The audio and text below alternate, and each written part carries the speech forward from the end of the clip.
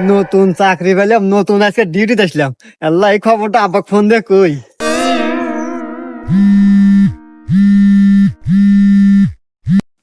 হ্যাঁ বাজান।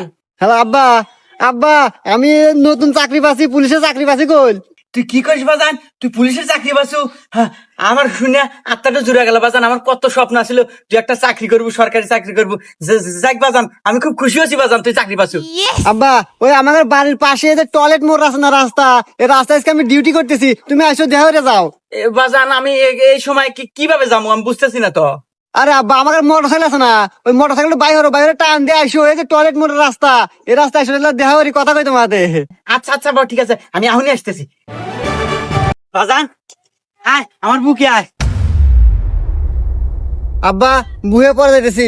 তুমি মোটর সাইকেল নিয়ে পারাইছো, তোমার মাথায় হেলমেট নাই, 500 টাকা জরিমানা দাও।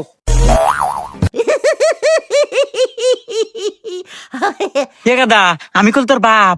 দেখো আব্বা, আইন আইনের গতির চলে, আইনের কোনো বাপ মাও নাই।